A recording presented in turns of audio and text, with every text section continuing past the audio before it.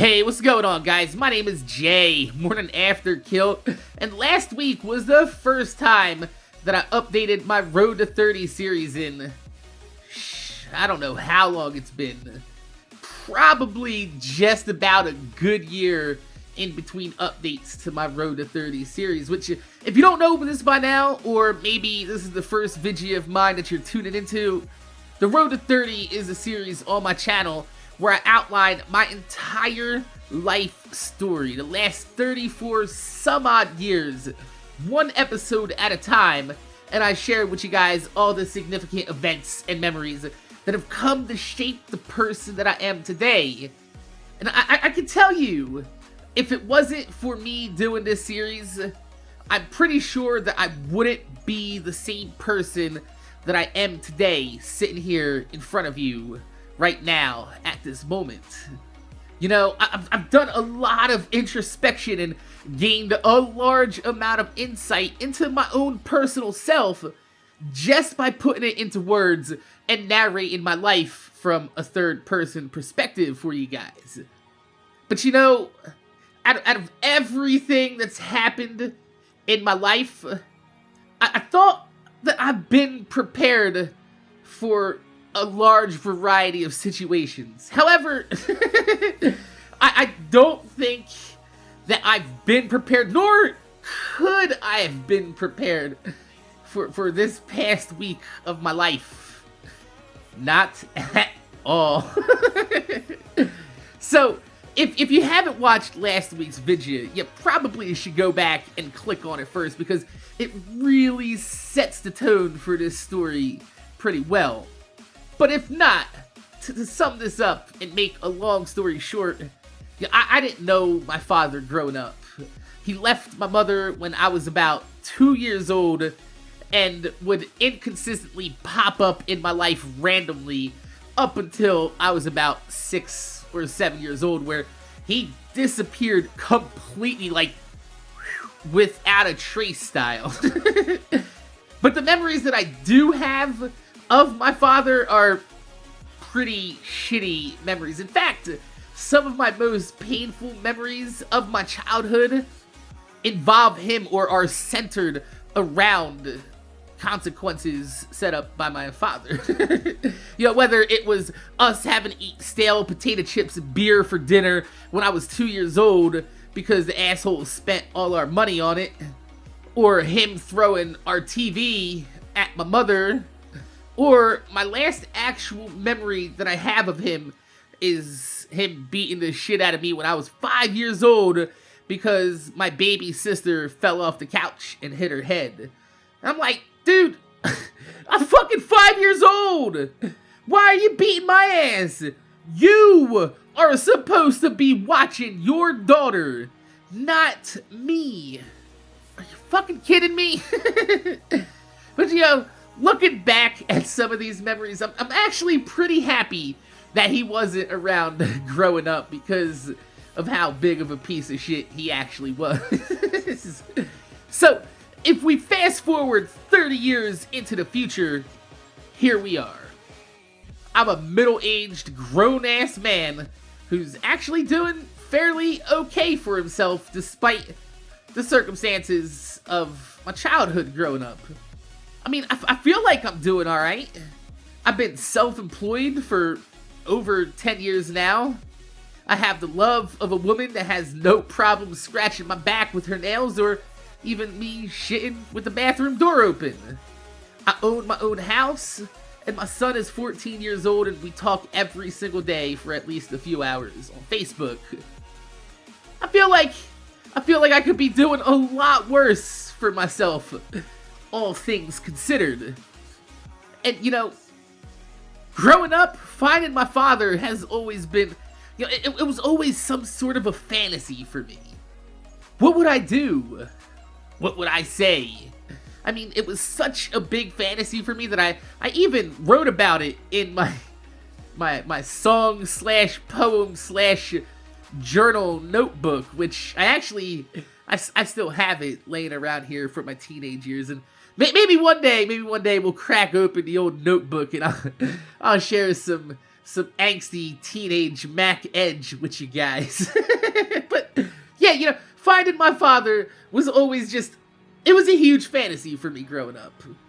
And it's kind of ironic, though, that after doing my road to 30, and I worked through my own father issues, and I let go of my hatred and my anger for him. Like, I still think he's a piece of shit, but I let go any hatred and anger that I had for him. And now that I've done that, and I actually find the motherfucker after I stop looking, that's just my luck. But originally, after I found my father, I made the choice not to talk to him. I wanted to let sleeping dogs lie.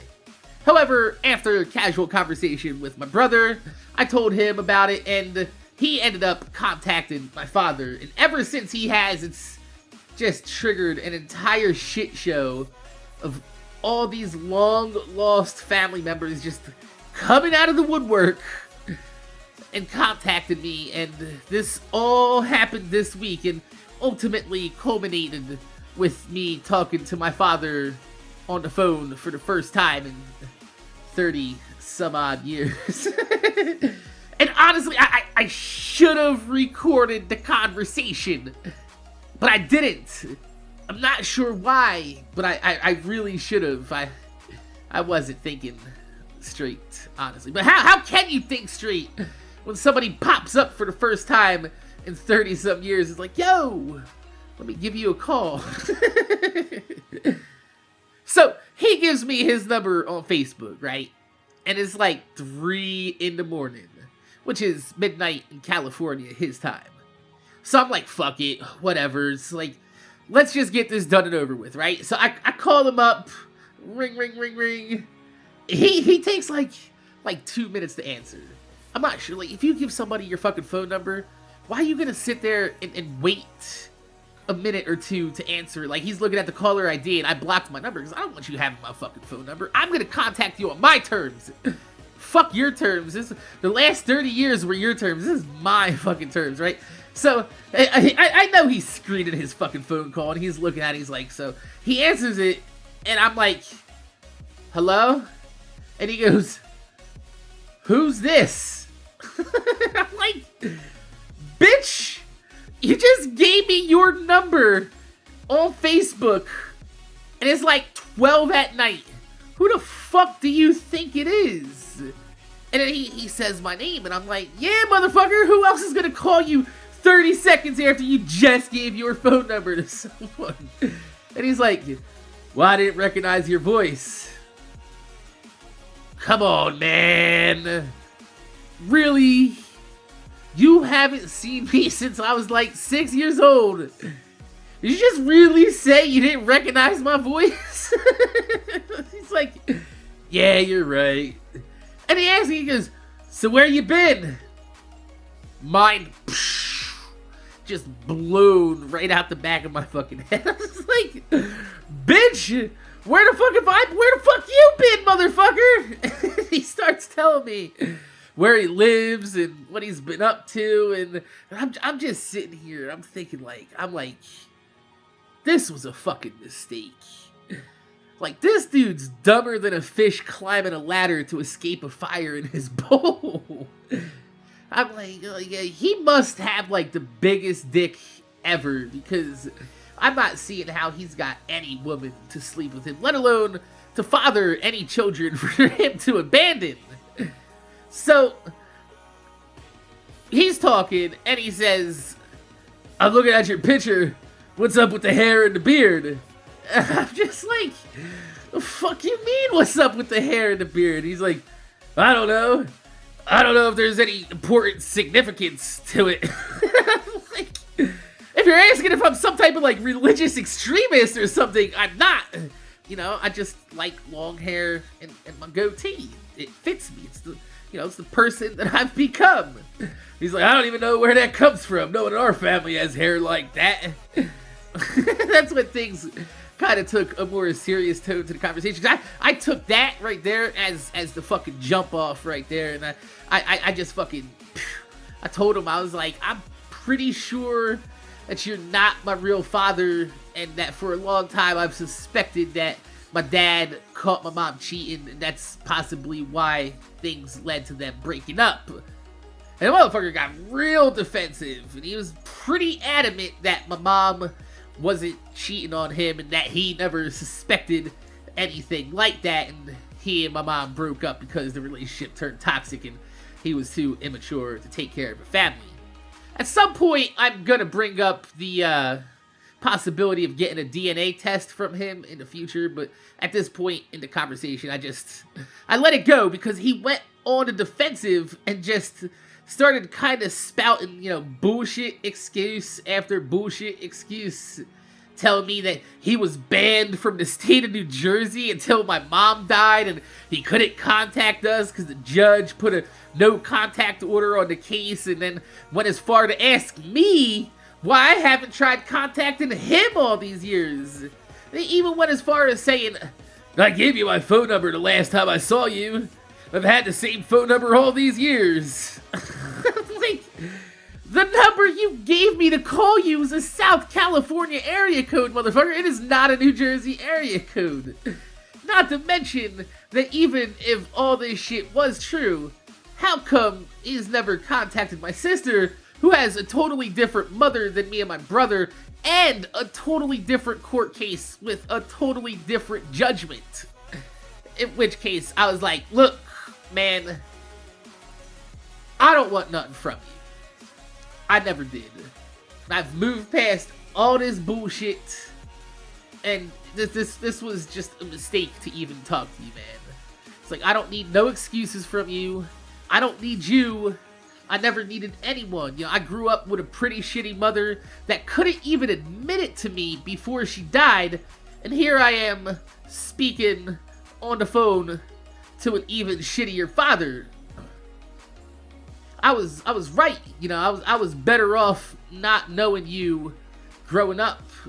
And I think that's where reality kind of hit on him. And he stopped his bullshit dead in his tracks. His voice kind of lightened up a little bit, and he was like, damn, I'm not sure what to say, but I'm sorry for being a shitty dad. Which is crazy to me, because if you guys remember back to the last conversation I had with my mother, she asked me what she had to do to start repairing our relationship. And I told her, I was like, look, if you want to repair, the gap between us, all I want to hear out of your mouth are the words that you're a bad mother. She couldn't admit it. She couldn't even give me that. She refused to admit it flat out. And then she asked if I loved her, and I said, look, I gotta go. And then she said, you don't, do you? And those were the last words that I've heard come out of my mother's mouth. And a few months later, she died. But here's a dude who, given the benefit of the doubt, isn't anywhere near being the smartest man in the world. But, at that point in the conversation, he was able to cut his shit and realize his own fuck-ups and at least admit them when he's confronted to them, unlike my mother. And I was like, look, man, I'm not looking for an apology. I do appreciate that you're able to admit something that my mother wouldn't to me, with you being a shitty parent. It's not something that's easy to admit to yourself, let alone to your own child out loud verbally. But he did. And he said that he appreciated my honesty in the situation, and after that, the conversation just kind of stagnated from that point. I'm not sure if it was just because it was late as fuck at this point, or because it took an awkward turn. But we ended the phone call not so long afterwards, but I told him, I was like, look, man, I'm over it. It's in the past. You were a shitty father for 35 some years. What you do with the next 30 some years is up to you. You know who I am. You know how to get a hold of me. The ball's in your court. What you decide to do with it is up to you. I'm gonna leave it at that. However, from this point on, I'm gonna leave it up to him to establish contact in the future. I'm not gonna pursue a relationship with the man. It's not something that I want. I'm not gonna go out of my way to include him in my life, but, you know, being the person I am today, and realizing that he was able to give me something that my own mother wasn't able to do, that he was able to say, look, I'm sorry, I was a bad parent. I'm gonna leave the door open for him to make an effort, and whether or not he wants to make that effort is up to him. Either way, I ain't gonna let this change me or my life. I've since gone out of my way the last week to block the rest of his family that live near me from establishing further contact, you know. It took me long enough to get rid of the family that I did grow up with. Last thing I need now is even more fake family members sending me messages saying, oh, I can't believe it's you. We miss you and loved you all these years. Yeah, jerk me the fuck off. I bet you don't even know me. It's like 4 years old the last time you saw me. Nope. Sorry. No thank you. I ain't going through all that bullshit again with people I don't know pretending that they care about me because we have some biological link and allow them to emotionally manipulate me into showing up to functions that I care even less about than the people who I have no clue who are fucking inviting me and have no desire to even want to meet or catch up with any of these people after all these years. Not this guy. However, like I said, I will keep the lines of communication open between me and my father, and, you know, possibly if the guy wants to show that he can be a good parent, you know, he's got the rest of our lives to do it.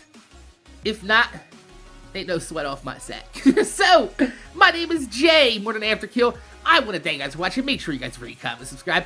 If you could leave thumbs up on the video, I'd highly appreciate it because it gives me motivation to make more videos for y'all motherfuckers to watch my motherfucking videos. Now, this is usually the part where I sum up the video and I ask you guys your take on it in the comment section down below, but I guess the best that I can do here to say is, if there's one thing you can learn from my story, is that sometimes it's best to just leave the past where it belongs and just keep moving forward. You don't do yourself any good dwelling on a past you can't change, but you still have the opportunity to work towards changing the future today. You know, today is tomorrow's yesterday, so if you want to change the past, do it today. And, you know, I've grown enough as a person, and I've left all the hatred and anger in the past through my Road to 30 series to where I'm able to say, sure, I don't need my father in my life, but if he wants to be in my life, I'm gonna leave the door open and let him make that choice. My name's Jay, MorninAfterKill. Thanks for watching, and I'm gonna see y'all motherfuckers later.